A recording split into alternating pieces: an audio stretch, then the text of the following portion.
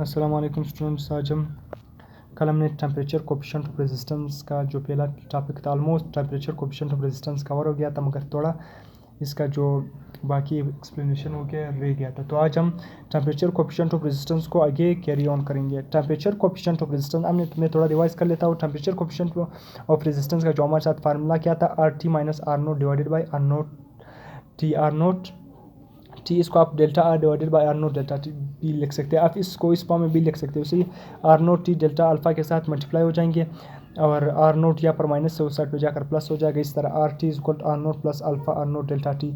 तो R naught इसमें से कॉमन ले लो, R T is equal to R naught one plus alpha delta T. Alpha हमारे साथ क्या है, टेम्परेचर कोफिशिएंट ऑफ रेजिस्टेंस। तो आप इस फॉर्म में भी लिख सकते हो, इस फार्मूले को इस फॉर्म में भी लिख सकते हो। तो हमारे साथ आर टी क्या है, रेजिस्टेंस 80 डिग्री, और आर नोट हमारे साथ क्या है, रेजिस्टेंस एट 0 डिग्री। टेम्परेचर हमारे साथ क्या है, टी हमारे साथ क्या है, डिफरेंस ऑफ टेम्परेचर किससे, 0 डिग्री से। तो T minus zero temperature difference of temperature from 0 degree. तो ये पिछली वीडियो में मैंने तमाम तरह इसको डिटेल से पढ़ा दिया था। आज हम रेजिस्टेंस और रेजिस्टिविटी और कंडक्टिविटी को भी पढ़ा दिया था। रेजिस्टिविटी को हम स्पेसिफिक रेजिस्टेंस भी कहते हैं, और कंडक्टिविटी जो हमारे साथ इसको हम स्पेसिफिक कंडक्टेंस भी कहते हैं। हमने यहाँ तक इसको पढ़ लिया था। रेडियस का जो हमने रेजिस्टेंस का फार्मूला क्या था, actual formula rho L divided by A. इसको हमने जो रेडियस की फॉर्म में लिखा था वो इस तरह लिखते हैं, क्योंकि एरिया किसके बराबर है, पाई आर स्क्वायर। तो आप एरिया की जगह क्या लिखो, पाई आर स्क्वायर। डायमीटर की रेडियस अगर डायमीटर की फॉर्म में लिखोगे तो यार resistance is equal to 4L divided by 5D square. तो हमारे साथ आर की जगह आप क्या पुट करो, आर किसके बराबर है, डी डिवाइडेड बाई 2। अगर डायमीटर की फॉर्म में लिखोगे तो आर डायमीटर का क्या है, हाफ है, आर रेडियस क्या है, हाफ। डायमीटर को हाफ करोगे तो रेडियस के बराबर हो जाएगा। तो रेडियस अगर डायमीटर की फॉर्म में लिखोगे तो रेडियस की जगह क्या लिखो, डी बाई 2। तो रेडियस का स्क्वायर है ना, डी बाई 2, उसका होल स्क्वायर, डी का भी स्क्वायर आ जाएगा और 2 का भी स्क्वायर आ जाएगा। तो 5D स्क्वायर और 4 आप यहाँ पर लिखो, आर की जगह क्या लिखो, 5D स्क्वायर डिवाइडेड बाई 4। तो 4 ऊपर जाकर मल्टीप्लाई हो जाएगा। तो रेजिस्टेंस का रेडियस की फॉर्म में फार्मूला, रेजिस्टेंस का डायमीटर की फॉर्म में फार्मूला, रेजिस्टेंस का एरिया की फॉर्म में फार्मूला, ये हमने कल पढ़ लिए थे। तो इसको अपने अच्छी तरह से याद कर लेना है, सी रिलेशन आसान है। फिर आज हम मैं एक एमसीक्यू से यहाँ भी स्टार्ट कर लेता हूँ। लेंथ ऑफ, ये एक बात याद रखना है कि हमारे साथ रेजिस्टिविटी और कंडक्टिविटी याद रखना सिर्फ किस चीज़ पर डिपेंड करते हैं, only depend upon the temperature and material. किस चीज़ पर डिपेंड करते हैं, मैंने यहाँ पर लिखा हुआ कि कंडक्टिविटी, या इसको स्पेसिफिक कंडक्टेंस भी कहते हैं, रेजिस्टिविटी या स्पेसिफिक रेजिस्टेंस। किसी भी एमसीक्यूज में रेजिस्टिविटी लिखा होता है, किसी एमसीक्यूज में स्पेसिफिक रेजिस्टिविटी की जगह स्पेसिफिक रेजिस्टेंस यूज़ होता है, या कंडक्टिविटी की जगह स्पेसिफिक कंडक्टेंस। तो आपने उससे कंफ्यूज नहीं होना है। तो कंडक्टिविटी और रेजिस्टिविटी सिर्फ किस चीज़ पर डिपेंड करती है, टेम्परेचर पर और मटेरियल पर। याद रखना, बाकी कोई जिस चीज़ को आप चेंज करोगे, लेंथ, रेडियस, जिस चीज़ को आप चेंज करोगे रेजिस्टेंस, उस कंडक्टिविटी पर कोई इफेक्ट नहीं होगा। कंडक्टिविटी सिर्फ किस चीज़ पर डिपेंड करती है, only depend on the temperatures, depends on temperature and material. इन दो चीज़ों पर डिपेंड करती है, सही है। तो अभी यहाँ पर एक एमसीक्यूज है, length ratio of silver wire. MCQs क्या है कि एक length ratio of 2 silver wire है। Length ratio of silver wires हमारे साथ उसका जो लेंथ रेशियो है वो 4:3, और रेडियाई रेशियो हमारे साथ क्या है, 3:1। आपसे क्या पूछा गया है, पूछा गया कि what will be their resistance ratio R1 to R2 and their resistivity ratio R1 to R2। पहले मैं आपको बताऊँ कि इससे आप इस तरह रेशियो की फार्मूले इससे किस तरह निकालते हैं। आप यहाँ पर देखो, रेजिस्टेंस का रेजिस्टिविटी के साथ क्या है, डायरेक्ट रिलेशन है। रेजिस्टेंस का लेंथ के साथ क्या है, डायरेक्ट रिलेशन है। रेजिस्टेंस का क्या है, एरिया के क्या है, इनवर्स रिलेशन। रेजिस्टेंस का हमारे साथ रेडियस का स्क्वायर के साथ इनवर्स रिलेशन है। रेजिस्टेंस का इसी तरह डायमीटर के स्क्वायर के साथ इनवर्स रिलेशन है। तो सिंपली आप इस रेशियो किस तरह निकाल सकते हैं, सिंपली मैंने आपकी आसानी के लिए यहाँ पर रेशियो भी लिखे हुए हैं। तो आप इस तरह रेजिस्टेंस का लेंथ के साथ और एरिया के साथ किस तरह रेशियो, अगर आपसे रेजिस्टेंस का रेशियो पूछा गया, आपको लेंथ देकर, एरिया देकर, या डायमीटर देकर, रेडियस देकर आपसे पूछा गया, तो आप इस तरह सिंपली R1 और R2 लेंथ के साथ क्या है, डायरेक्ट रिलेशन। तो ऊपर भी के रेशियो क्या बनेगी, L1 divided by L2 multiply by area क्या बन जाए, एरिया का रेशियो क्या बनेगा, A2 डिवाइडेड बाई A1, क्योंकि एरिया क्या था, इनवर्स रिलेशन में। जब हमारे साथ क्या होगी रेजिस्टिविटी, वो क्या कहेगा, सेम होगा। अभी इसमें हम रेजिस्टिविटी का जिक्र नहीं करें। जब रेजिस्टिविटी क्या होगी, सेम होगी, तो रेशियो क्या होगी, L1 divided by L2 multiply by A2 divided by 1, क्योंकि एरिया के साथ इनवर्स रिलेशन, तो इसलिए A2 डिवाइडेड बाई A1 होगा। इसी तरह आप रेडियस का डायमीटर के साथ भी रेशियो निकाल सकते हैं, और रेडियस का तो लेंथ के साथ वही रेशियो आएगी। L1 डिवाइड, ये रेजिस्टिविटी नहीं है, सही है, याद रखना, ये लेंथ सही है, L1 डिवाइडेड बाई L2 सही है, L1 divided by L2 multiply by diameter के साथ क्या रिलेशन था, डायमीटर के स्क्वायर के साथ इनवर्स रिलेशन। तो हमारे साथ D2 और D1 होल स्क्वायर, या D2 के ऊपर भी स्क्वायर लिखो, D1 के ऊपर भी स्क्वायर लिखो, या होल स्क्वायर लिखो। इसी तरह आप रेडियस को रेजिस्टेंस को का रेडियस के साथ रेशियो भी फाइंड कर सकते हो। ये भी हमारे साथ L1 divided by L2 length का तो साथ वो क्या है, direct relation. L1 divided by L2 multiply by R2 divided by R1 उसका होल स्क्वायर ले लो, क्योंकि रेजिस्टेंस रेडियस के स्क्वायर के साथ इनवर्स रिलेशन है। तो इसलिए R2 और R1 रेजिस्टेंस क्या है, R1 और R2। तो अगर इनवर्स रिलेशन होगा तो यहाँ पर रेडियस के साथ रेजिस्टेंस का क्या इनवर्स रिलेशन है। तो R2 और R1 होल स्क्वायर या दोनों के ऊपर स्क्वायर लिखो। आप सिंपली इसका रेजिस्टिविटी के साथ भी इस तरह रेशियो निकाल सकते हो, क्योंकि रेजिस्टेंस और रेजिस्टिविटी का क्या है, डायरेक्ट रिलेशन है। तो आप R1 इस तरह आप लिख सकते हो, R1 same the case R1 इसी तरह R1 डिवाइडेड बाई R2 सही है is equal to length 1 divided by length 2 सही है, ये लेंथ है, मल्टीप्लाई बाई इन तमाम केसेस में हमने रेजिस्टिविटी को क्या रखा है, कांस्टेंट रखा है। रेजिस्टिविटी को क्या रखा है, कांस्टेंट रखा है, इसलिए हमने उसका कोई रेशियो यहाँ पर नहीं लिखा है। जब हमारे साथ कोई भी चीज़ कांस्टेंट नहीं होगा, रेजिस्टिविटी भी कांस्टेंट नहीं होगा, लेंथ भी, तो हमारे साथ L1 डिवाइडेड बाई L2 हुआ तो डायरेक्ट रिलेशन। रेजिस्टिविटी का भी क्या है, डायरेक्ट रिलेशन है। तो resistivity 1 divided by resistivity 2 multiply by इसी तरह एरिया लिखो या रेडियस की फॉर्म में लिखो, जो भी आपने यहाँ पर लिखना है, area multiply by A2 divided by A1 सही है। तो इस तरह आप रेजिस्टिविटी का भी इसके साथ रेशियो निकाल सकते हो। अगर आप एरिया नहीं गिवन है, आपको रेडियस गिवन है, तो आप R2 divided by R1 whole square, अगर डायमीटर गिवन होगा तो D2 डिवाइडेड बाई D1 का होल स्क्वायर। तो इस तरह रेजिस्टिविटी का भी डायरेक्ट रिलेशन है। तो इस तरह रेशियो बनती है 1:2। रेजिस्टेंस का भी 1 और 2, 1:2 नहीं 1 और 2। अगर रेजिस्टेंस 1 और 2 डिवाइडेड बाई 2 तो रेजिस्टिविटी भी 1 और 2 आएगी, लेंथ भी 1 और 2 आएगी, जबकि एरिया का साथ इन्वर्स रिलेशन है उसका, तो A2 डिवाइडेड बाई A1। तो इसलिए ये रेशियो को आपने याद रखना है। सिंपली आपने रेशियो बनानी है, डायरेक्ट रिलेशन हो तो सेम 1:1 वाली क्या होगी, जिस तरह R1 और R2 तो इस तरह L1 और L2। अगर इन्वर्स रिलेशन है तो R1 और R2 है तो एरिया के साथ रेजिस्टेंस का इन्वर्स रिलेशन है तो A2 और A1। जिस तरह डायमीटर के साथ भी इन्वर्स रिलेशन है और रेडियस के भी साथ भी इन्वर्स रिलेशन। इस रेशियो को आपने याद रखना है। अभी हम इस एमसीक्यूज पर आते हैं जो हमने अभी।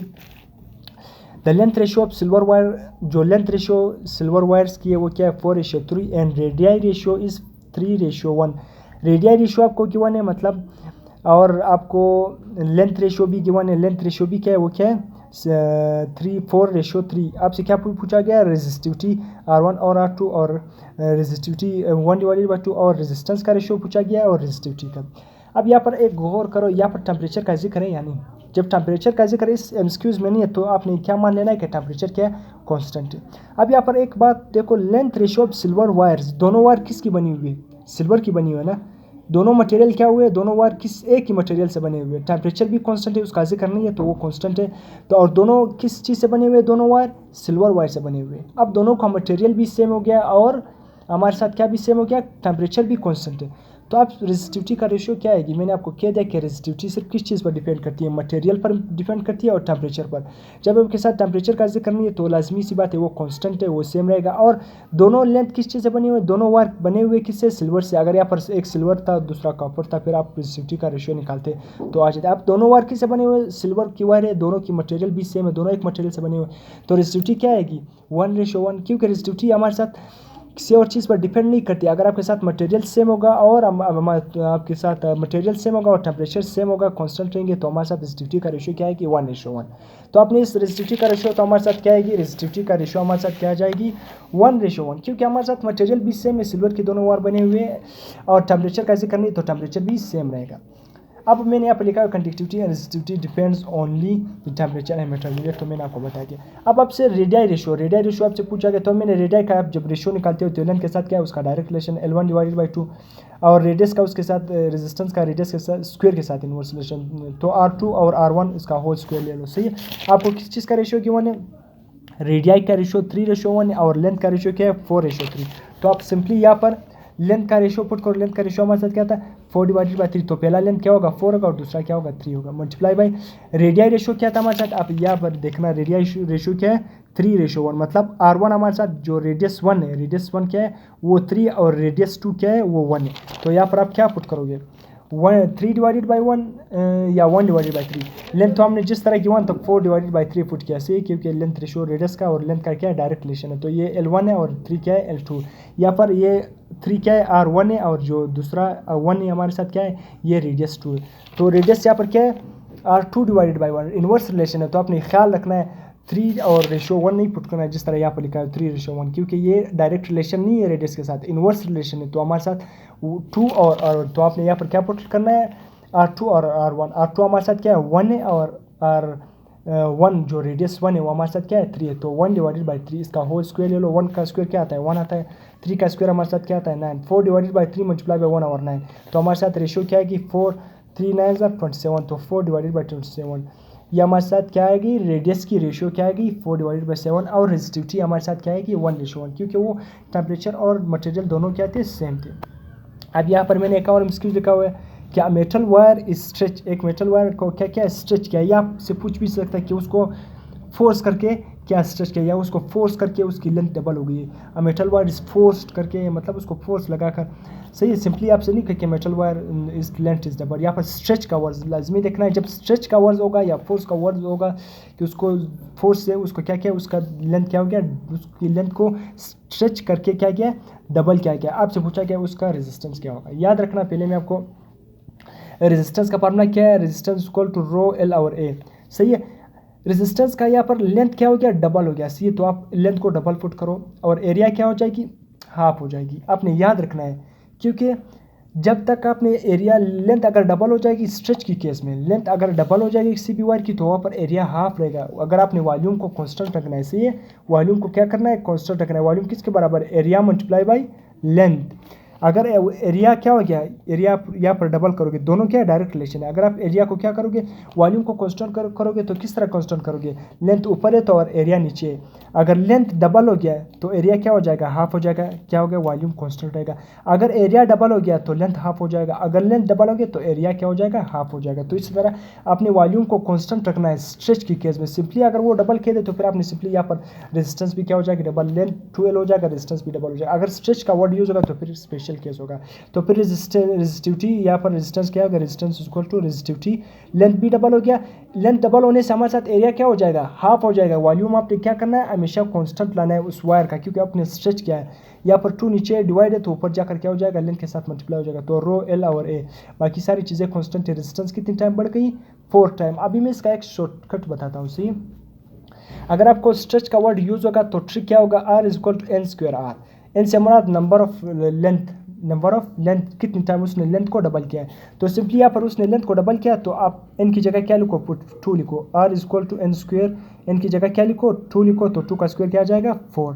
तो रेजिस्टेंस कितनी टाइम हो जाएगी 4 टाइम हो जाएगी। जिस तरह अभी हमने निकाला था रेजिस्टेंस कितनी टाइम हो गई 4 टाइम, क्योंकि ये थोड़ा लेंथी मेथड था। आपने क्या शॉर्टकट ट्रिक को याद रखना है, शॉर्टकट क्या है हमारे साथ रेजिस्टेंस को एन स्क्वायर आर।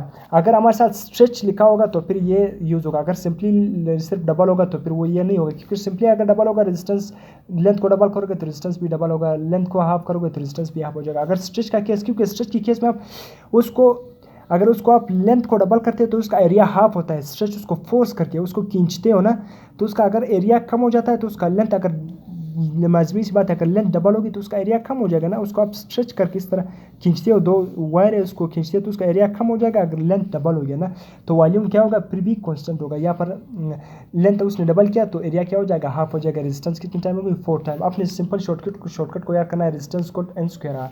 तो रेजिस्टेंस अगर लेंथ 2 टाइम इंक्रीज हो गया तो यहाँ पर 2 पुट करो 2 का स्क्वायर। अगर आपसे पूछा गया कि 4 टाइम तो आर की जगह 4 लिखा 16 टाइम। अगर आपसे 3 टाइम पूछोगे तो 3 यहाँ पर एन स्क्वायर की जगह 3 पुट करो तो हमारे साथ 9 टाइम रेजिस्टेंस क्या हो जाएगी इंक्रीज हो गई।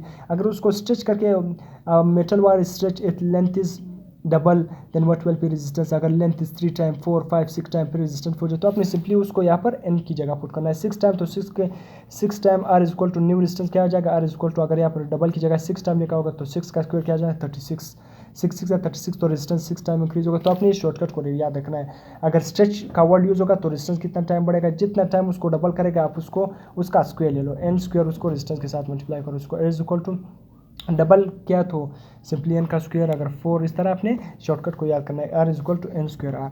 अब इसके बाद हमारे साथ EMF and terminal potential difference, EMF and terminal potential difference. EMF हमारे साथ क्या है, दरअसल में ईएमएफ क्या है इलेक्ट्रोमोटिव फोर्स। इलेक्ट्रोमोटिव फोर्स हमारे साथ किसी भी जो पोटेंशियल का काज है, ईएमएफ क्या है किसी भी पोटेंशियल का काज है, वजह कौन है, जो पोटेंशियल डेवलप होने का वजह क्या है ईएमएफ है। और टर्मिनल पोटेंशियल डिफरेंस हमारे साथ क्या है इफेक्ट है, टर्मिनल पोटेंशियल डिफरेंस हमारे साथ क्या है, इफेक्ट है। तो आप सिंपली ईएमएफ को किस तरह, work done per unit charge, हमने पढ़ा था वर्क और फोर्स की, वर्क इन एनर्जी में क्या, वर्क किसके बराबर है, एनर्जी के बराबर है। तो आप इसकी जगह change in energy divided by Q, तो वो इस फार्मूले को work done per unit charge या एनर्जी पर यूनिट चार्ज, इसका यूनिट हमारे साथ क्या है, जूल पर कूलम। जूल पर कूलम किसके बराबर है, वोल्ट। तो इलेक्ट्रोमोटिव फोर्स ईएमएफ का हमारे साथ यूनिट क्या है, हमारे साथ जूल पर कूलम या वोल्ट। अब ईएमएफ और टर्मिनल पोटेंशियल के दरमियान हम रिलेशनशिप ड्राइव करेंगे। किस तरह ईएमएफ और टर्मिनल पोटेंशियल डिफरेंस के दरमियान रिलेशनशिप अब ड्राइव करने जा रहे हैं, या इसको आप work done per unit charge को हम किस तरह वोल्टेज से भी जाहिर करते हैं, work done per unit charge. सही है।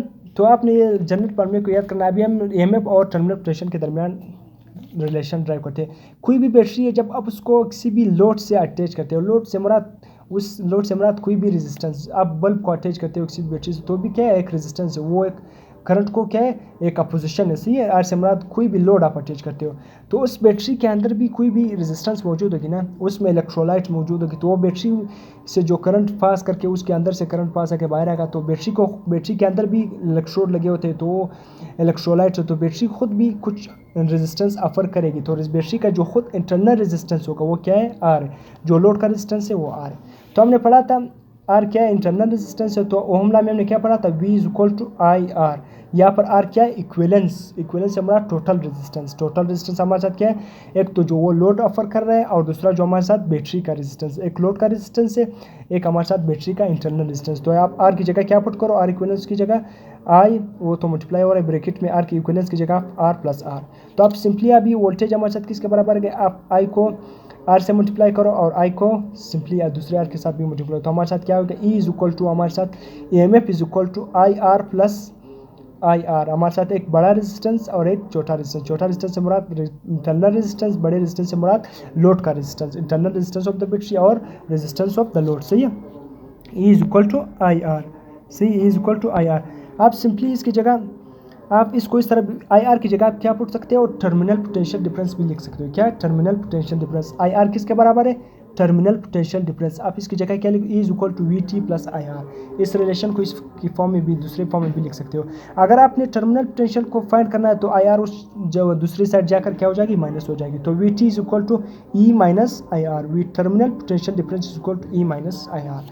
मैंने आपको क्या कहा था कि इलेक्ट्रोमोटिव फोर्स क्या है, एक काज है। किसी भी जो पोटेंशियल का काज क्या है, वो ईएमएफ है, और इसका जो इफेक्ट है वो क्या है, हमारे साथ टर्मिनल पोटेंशियल डिफरेंस उसका क्या है, इफेक्ट है। टर्मिनल पोटेंशियल डिफरेंस उसका क्या है, इफेक्ट है। सही है। अब हमारे साथ बहुत से इस तरह एमसीक्यूज पूछे जाते हैं कि जब बैटरी चार्जिंग होगी, डिसचार्जिंग होगी, या बैटरी का जो इंटरनल आइडियल केस आपकी बात करेगी, या शॉर्ट सर्किट की बात करोगे, तब हमारे साथ टर्मिनल पोटेंशियल डिफरेंस और हमारे साथ ईएमएफ, हमारे साथ ईएमएफ के दरमियान क्या, इलेक्ट्रोमोटिव फोर्स और टर्मिनल पोटेंशियल के दरमियान हमारे साथ क्या रिलेशन बन गई। जब हमारे साथ याद रखना, when a battery is charging, जब बैटरी क्या होगा, बैटरी इज चार्जिंग, जब बैटरी चार्जिंग होगी, जब बैटरी चार्ज हो रहा होगा, तब हमारे साथ टर्मिनल पोटेंशियल डिफरेंस ईएमएफ से क्या होगा, ज़्यादा होगा। टर्मिनल पोटेंशियल डिफरेंस क्या होगा, ईएमएफ से ज़्यादा होगा, जब बैटरी क्या होगा, चार्ज होगा। क्योंकि बैटरी चार्ज हो रहा होगा, तो हमारे साथ यहाँ पर आप सिंपली यहाँ पर उसके साथ एक बैटरी, या हमारे साथ क्या, एक बैटरी ऐसी, ये मैंने एक बैटरी के साथ क्या क्या कनेक्ट किया, बैटरी के साथ कनेक्ट किया, ये समझ लेना, ये बैटरी का पॉजिटिव एंड है, ये बैटरी का नेगेटिव एंड है, इसको यहाँ पर मैंने कनेक्ट किया है इसके साथ। सही है। क्योंकि जब आप बैटरी चार्ज हो गई, क्योंकि हमारे साथ करंट किससे, पॉजिटिव एंड से, हमारे साथ बैटरी का क्या है, पॉजिटिव एंड, या हमारे साथ बैटरी का पॉजिटिव एंड है, ये नेगेटिव, क्योंकि करंट पॉजिटिव एंड से स्टार्ट होता है, नेगेटिव एंड की तरफ जाता है जब बैटरी क्या हो रही होगी, चार्ज हो रही। याद रखना, जब बैटरी चार्ज हो रही होगी तो करंट पॉजिटिव एंड से नेगेटिव एंड की तरफ जाता है। इसी वजह से हमारे साथ जो ईएमएफ होता है वो क्या हो जाता है, नेगेटिव हो जाता है। ईएमएफ क्या हो जाता है, नेगेटिव हो जाता है। इसी वजह से इसकी नेगेटिव होने की वजह से ईएमएफ भी नेगेटिव हो जाता है, हमारे साथ करंट भी नेगेटिव हो जाता है। तो दोनों नेगेटिव हो गए, तो इसको प्लस लिखो या दोनों को नेगेटिव लिखो, एक बात है। तो हमारे साथ क्या हो गया, टर्मिनल पोटेंशियल डिफरेंस, या आपको इसको इस तरह भी लिख सकते हो। सही है। वी टी मैंने अभी बताया था, V T is equal to, V T is equal to, ये वी टी ऐसे एक्स नहीं, V T is equal to minus E, अभी जो मैंने बता दिया माइनस ई, यहाँ पर माइनस आई आर। सही, इस तरह भी आप लिख सकते हो।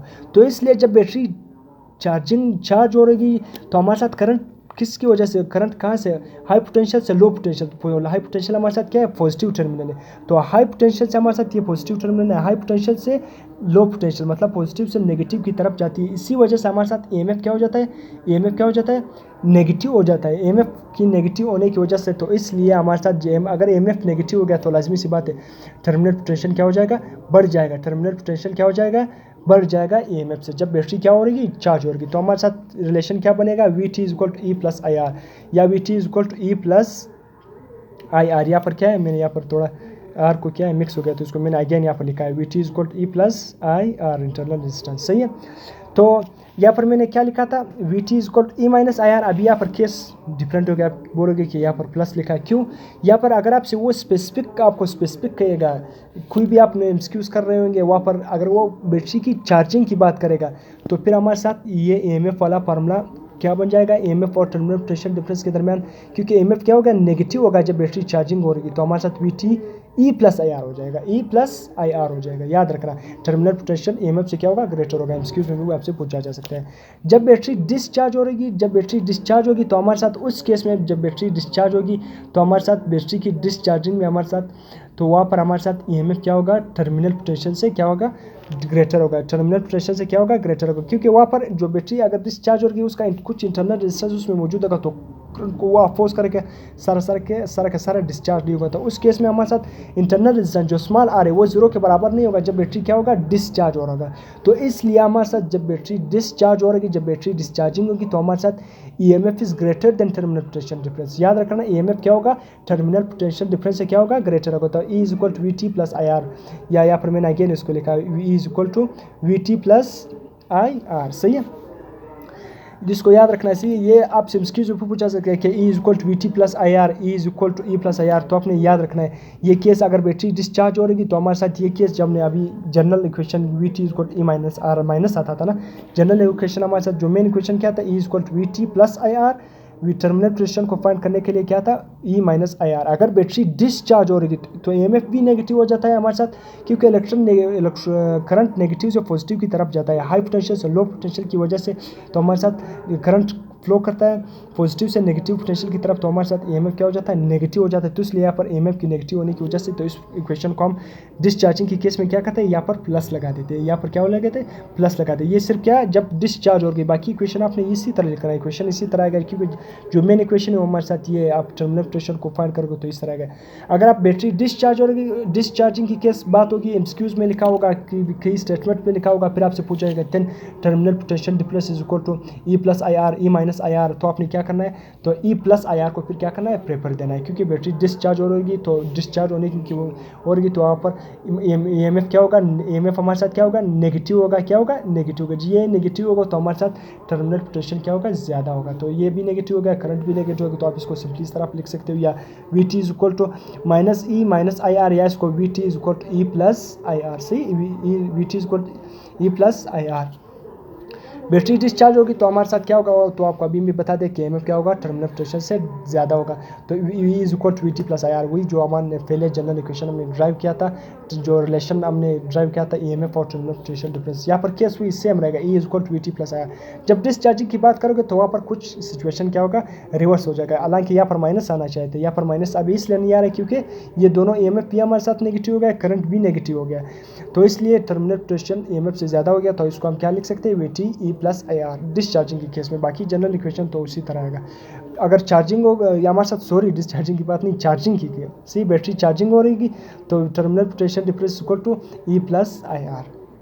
अगर बैटरी डिस्चार्ज हो रही तो हमारे साथ सिंपली EMF क्या होगा, टर्मिनल पोटेंशियल डिफरेंस से क्या होगा, ज़्यादा होगा। ये एमसीक्यूज में पूछा जा सकता है, याद रखना। Battery is discharging then EMF is greater than terminal potential difference, या terminal potential difference equal to EMF, या terminal potential difference greater than EMF। इसी तरह एमसीक्यूज भी दे सकते हैं। तो आपने याद रखना है EMF is electromotive force is greater than terminal potential difference in the case of discharging. Equation ये बनेगी वही जो हमने पहले जनरल रिलेशनशिप इलेक्ट्रोमोटिव फोर्स और terminal potential difference, terminal potential में हमने ड्राइव किया था। E = VT + IR, या E = VT + IR, दोनों सेम होंगे यहाँ पर लिखे हुए। जब आइडियल केस होगा हमारे साथ, केस क्या होगा, आइडियल होगा। आइडियल के हिसाब से पता है हम, जब आइडियल केस और फिजिक्स में और केस आइडियल पावर कहते हैं कि जेन्युइन जनरेटर इज आइडियल, या आइडियल केस में जब जनरेटर या ट्रांसफार्मर आइडियल ट्रांसफार्मर की बात करते हैं वहाँ पर एफिशिएंसी क्या होती है 100%। तो अब क्योंकि एफिशिएंसी क्यों 100% होती है, वहाँ पर कोई भी रेजिस्टेंस नहीं होता है। सेम देखिए अगर आप यहाँ पर आइडियल केस की बात करेंगे तो रेजिस्टेंस क्या होगा, जीरो होगा। जब रेजिस्टेंस जीरो होगा तो हमारे साथ ईएमएफ किसके बराबर होगा, टर्मिनल पोटेंशियल डिफरेंस। ईएमएफ किसके बराबर होगा, टर्मिनल पोटेंशियल डिफरेंस। यहाँ पर आप आर की जगह क्या पुट करो, जीरो पुट करो तो हमारे साथ ईएमएफ किसकी जगह आ जाएगा, टर्मिनल पोटेंशियल डिफरेंस। ईएमएफ किसके बराबर आएगा, टर्मिनल पोटेंशियल, क्योंकि बैटरी का internal resistance as well as हमारे साथ जो बड़ा लोड का रेजिस्टेंस सब कुछ हमारे साथ जीरो होता है। क्योंकि क्या होता है, सब कुछ हमारे साथ जब जीरो होगा तो हमारे साथ क्या होगा, लाजमी सी बात है ईएमएफ आइडियल केस में किसके बराबर होगा, टर्मिनल पोटेंशियल। जितना आप ईएमएफ दोगे उतना ही टर्मिनल पोटेंशियल डिफरेंस होगा। क्योंकि बैटरी कोई ना बैटरी रेजिस्टेंस अफर कर रहा है ना हमारे साथ लोड रेजिस्टेंस अफर, क्योंकि हम एक खाली तस्वुरात की बात कर रहे हैं। आइडियल से मुराद हाइपोथेसाइज, हमने कोई भी उसको हाइपोथेसाइज किया हुआ है, कंसीडर किया हुआ है। तो वो इस केस में ईएमएफ पोटेंशियल डिफरेंस के बराबर होगा आइडियल केस में। जब बैटरी हमारे साथ डिस्चार्ज होगी तो ईएमएफ क्या होगा, टर्मिनल पोटेंशियल से क्या होगा, ग्रेटर होगा।